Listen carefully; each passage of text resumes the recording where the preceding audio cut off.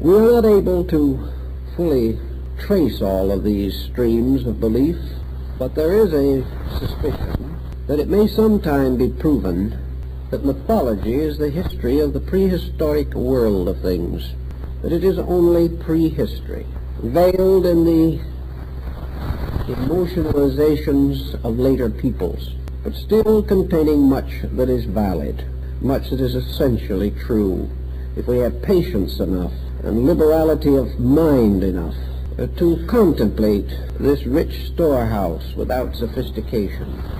The Hindus, Chinese, Egyptians, Greek, Persians, all developed elaborate theories concerning the origin of man. Even some less cultured nations on our own Western Hemisphere, especially the Maya, the Aztec, and the Inca, gave a lot of thought to this mystery. After all, man lives with himself. He faces himself every day. He learns a little about the lore of his own people. With the coming of history, a magnificent pageantry was open to him. We cannot blame him if he speculates, if he tries to think through the mystery of himself, tries to determine in some way where he came from, and why he is here, and where he is going.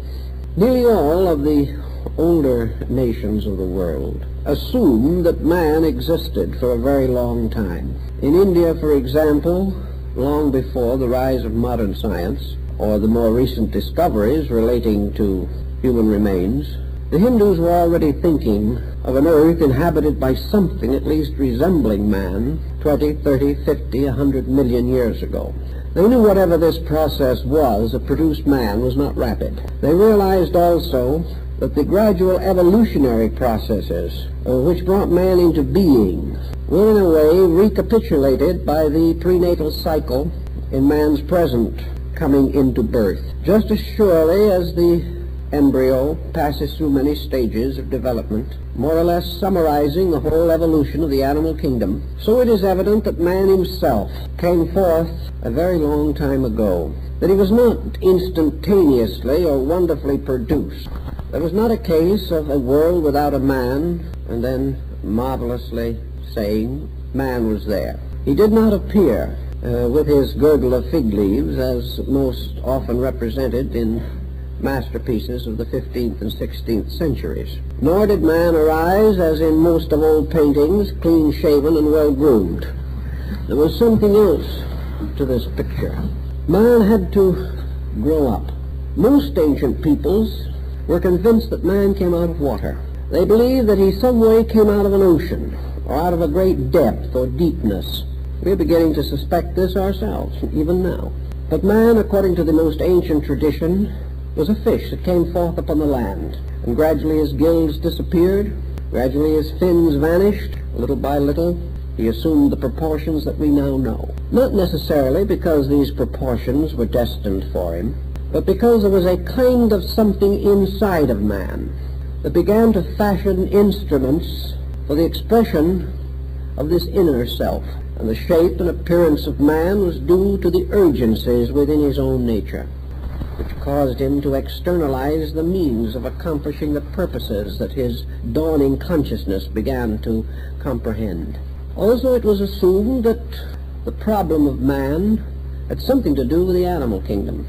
Man is now generally regarded as a mammal. Some rather optimistically hold that he is the highest of the mammals. Others are not so sure. He is certainly the most precocious. But in any way you wish to look at it, there's something that the ancient did not quite understand. It didn't quite meet his thinking. But somewhere, for no reason that anyone could comprehend, one small strain of mammals suddenly began to excel and to specialize until this strain produced man. But left behind man all the rest of the animal world, untouched, perhaps uncontaminated by this process of sudden growth. You can't really answer the question, why did one kind of animal keep on evolving and become man, and another kind of animal did not keep on evolving and become man? We pass over this rather lightly at the moment. It is an inconvenient question. But our ancient friends thought about it. It seemed to them that there had to be a real answer. That there was something about man that was not just animal plus. That some way man had different endowments so completely that even now, after millions of additional years for evolution have taken place or have passed, these other kingdoms do not seem to be seriously encroaching upon man. Well, they are encroaching in a way, but not by aping him, not by becoming like him. And sometime long ago, a part of animals became man. The miracle has not been repeated. Is there a reason why it has not been repeated? Some of our older thinkers began to contemplate as to what it is in which man differs from the animal. And perhaps the mother knows better than anyone else can, something that happens to the child as yet unborn within her body, the quickening. In some way, this body suddenly comes to life. Something seems to take hold of it. And from that time on, in a strange, wonderful way, that body becomes a living being.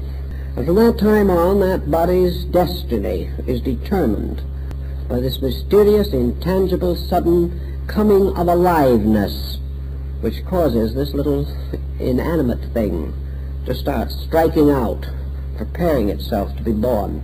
The Hindus like to suspect that somewhere in the evolution of the animal kingdom, something happened that resembles a quickening. Suddenly, a part of the animal world was ensouled. Something was bestowed upon it. Something happened. And in this mystery or miracle, a new value was added that was not just the product of evolution. That this something that was added took hold of a potential mental nervous structure and enriched it with a potential not anywhere else found among natural things. This potential immediately began to strike out with its own aliveness, and suddenly what may have appeared physically to be an animal suddenly was no longer an animal. The quickening does not necessarily immediately change the appearance of an embryo, but slowly its destiny is changed. Its destiny is changed by the fact that it is ensouled by something. This was the belief also of some of the early Jewish mystics, the Kabbalists especially. We find traces of it in the apocalyptical book of Enoch. For in this book it was declared that at a very remote time angels, called the sons of God, descended from heaven upon a mighty mountain, and gazing down looked upon the daughters of men, and came unto them. And from this union was born a race of giants. Perhaps this has an allegory to it that is important. The sons of God, this was a good name for that mysterious thing that quickens. And the daughters of men could be a good name for this body which is quickened.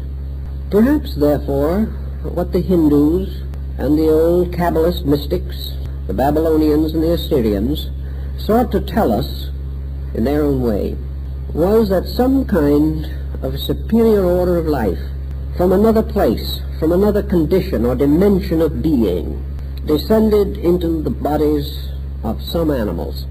Animals of a kind or type, particularly serviceable for this purpose.